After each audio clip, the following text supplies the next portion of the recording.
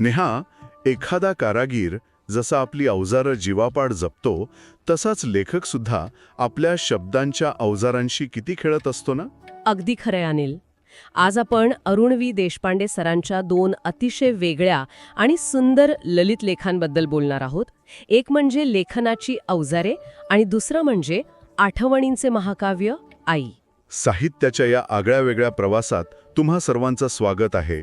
बुकवाईज with Anil या YouTube चॅनलवर. मी अनिल आणि माझ्यासोबत आहे नेहा. हाय अनिल. आजचा हा भाग खूप खास आहे. चला तर मग लेखकाच्या त्या अदृश्य अवजारांपासून आईच्या त्या मायेच्या महाकाव्यापर्यंतचा प्रवास अनुभवूया. चला तर मग सुरुवात करूया लेखनाची अवजारे या लेखापासून. देशपांडे यांची सुरुवातच किती छान आहे. हो, लेखक म्हणजे एक कारागीर. बरोबर. ही कल्पना तशी आपल्याला माहिती आहे, पण त्यांनी ज्या पद्धतीने ती उलगडली आहे ना, ते खूपच म्हणजे मनोरंजक आहे. आणि हे महत्वाचं आहे की हे दोन्ही ललित लेख आहेत. म्हणजे हे काही असं तांत्रिक लिखाण नाहीये. नाही, अजिबात नाही. ललित लेख म्हणजे निव्वळ माहिती देणं नाहीये, तर भावनांना एका विशिष्ट आकारात घडवणं आहे. ती एक कला आहे. अगदी. आणि याच कारागिराच्या गमतीशीर मागण्यांबद्दल ते लिहितात.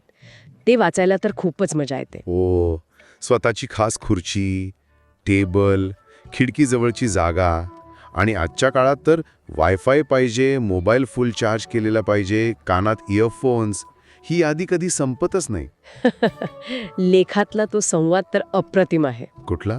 तो घरातले म्हणतात ना, अलीकडे तुझा लेखन मूड फारच त्रासदायक होतोय. दर घंट्याला चहा कॉफी नाही मिळणार. हे प्रत्येक सर्जनशील व्यक्तीला कुठेतरी म्हणजे आपलंसं वाटेलच.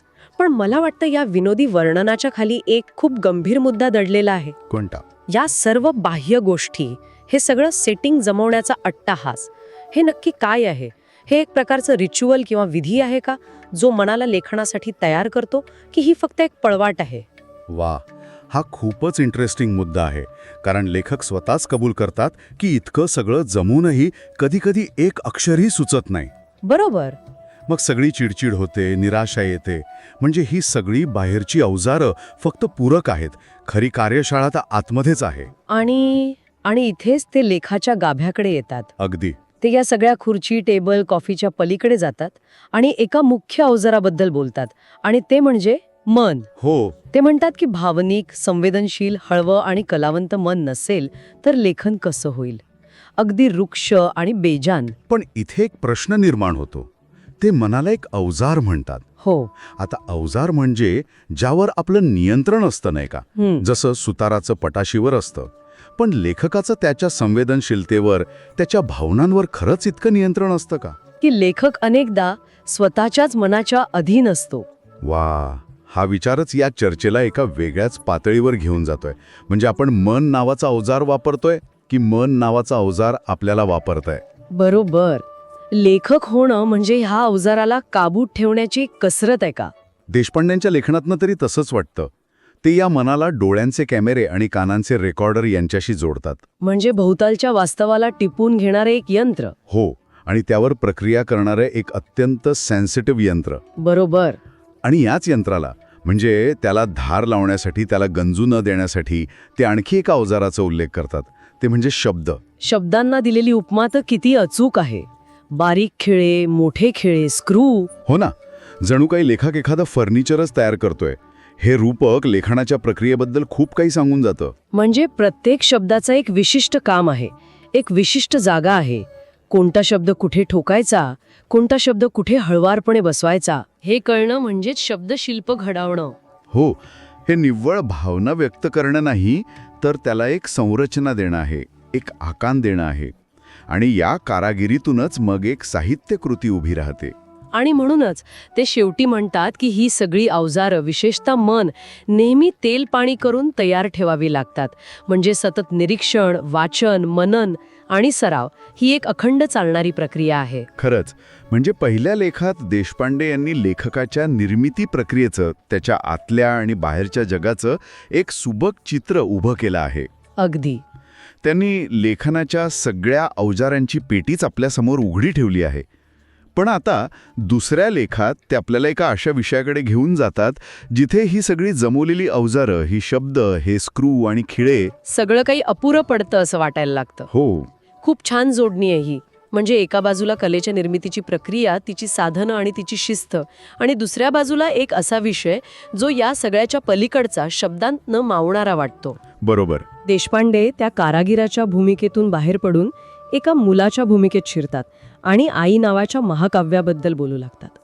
आठवणींचे महाकाव्य आई शीर्षकच किती बोलका आहे नाही का? खूपच. लेखाची सुरुवातच स्त्रीच्या मनात असलेल्या वात्सल्य, माया, त्याग या भावनांनी होते.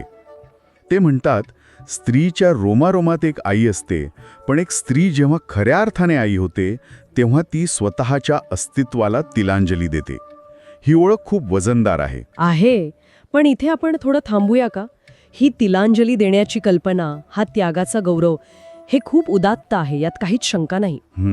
पण आजच्या काळात याकडे पाहताना असाही विचार येतो की आईच्या या महाकाव्यात त्या स्त्रीचं स्वतःचं अस्तित्व, तिच्या वैयक्तिक इच्छाकांक्षा पुसल्या जातात का? तिची ओळख केवळ तिच्या त्यागातूनच निर्माण होते का? हा मुद्दा महत्वाचा आहे. देशपांड्यांचा लेख हा त्या पिढीचं चित्रण करतो, पण त्यावर विचार करताना हे प्रश्न मनात येतातच. नक्कीच येतात.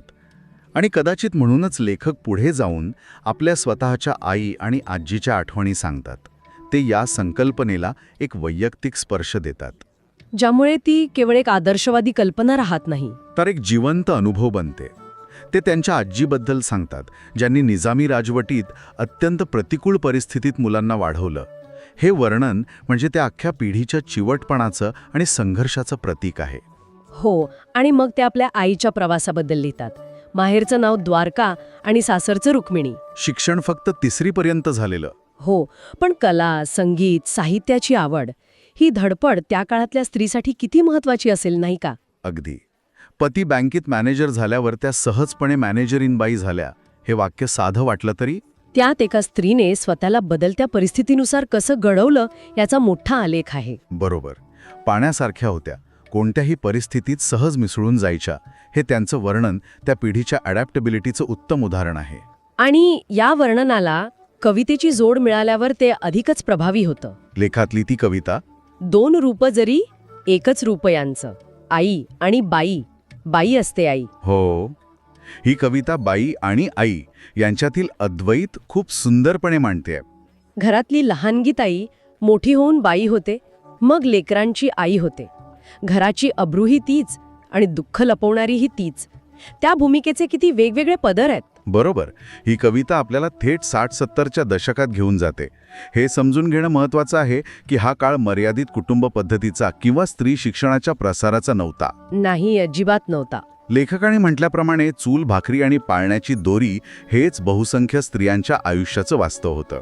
त्यामुळे देशपांडे ज्या आईबद्दल लिहित आहेत ती केवळ त्यांची वैयक्तिक आई नाही, तर त्या संपूर्ण पिढीचं एक प्रातिनिधिक रूप आहे. आणि म्हणूनच ते आईचा खरा मुखवटा हा शब्दप्रयोग वापरतात. हा शब्दप्रयोग खूप काही सांगून जातो. हो, म्हणजे आतमध्ये स्वतःच्या इच्छा, स्वप्न सगळं दडपलेलं आहे, पण बाहेरून कुटुंबाच्या सुखासाठी एक मुखवटा घातला आहे.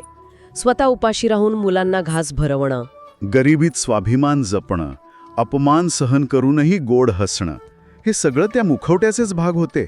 आणि ही केवळ भावनिक गोष्ट नव्हती. तसं बघायला गेलं तर ती एक सामाजिक आर्थिक गरज होती. त्या काळात बाईकडे स्वतःचा आर्थिक स्वातंत्र्य नव्हतं, समाजात स्थान मर्यादित होतं. हो. त्यामुळे कुटुंबाला एकत्र बांधून ठेवणं हेच तिचं मुख्य कार्य मानलं जायचं. आणि या कार्यासाठी तिने केलेला त्याग हा तेव्हा गौरव मानला गेला. देशपांड्यांचा लेख या गौरवाला अधोरेखित करतो, पण वाचताना आपल्याला त्या गौरवामागची सामाजिक हतबलता आणि वेदनाही जाणवते. अगदी. लेखाच्या शेवटी ते जो प्रश्न विचारतात ना, तो आपल्याला अंतर्मुख करतो. कोणता? ते विचारतात की अशी त्याग करणारी आई आणि बाई आपल्या अवतीभोवती नाहीयेत असं आपण म्हणू शकतो का? आणि हा प्रश्न आजही तितकाच समर्पक आहे. ते बदलले असतील, पण कुठेतरी तो मूळ गाभा तसाच आहे. खरंच. या 2 लेखांमधून आपण एकाच लेखकाचे 2 भिन्न रूपांचे साक्षीदार होतो. हो. पहिल्या लेखात तो एक विश्लेषक आहे, एक कारागीर आहे, जो आपल्या कलेची चिरफाड करतो, तिची अवजार तपासतो. तर दुसऱ्या लेखात तोच लेखक आपली सगळी विश्लेषणाची अवजारं बाजूला ठेवून देतो आणि एक कृतज्ञ मुलगा बनतो. हो, आणि आठवणींच्या प्रवाहात स्वतःला वाहून देतो. एकीकडे कलेची निर्मिती आहे, तर दुसरीकडे त्या कलेला आणि कलाकाराला जन्म देणाऱ्या आईची महती आहे. दोन्ही लेख मिळून एक वर्तुळ पूर्ण करतात. जर तुम्हाला या साहित्यातील आठवणी आवडली असतील तर बुक वाईज विथ अनिलला सबस्क्राईब करायला विसरू नका. धन्यवाद.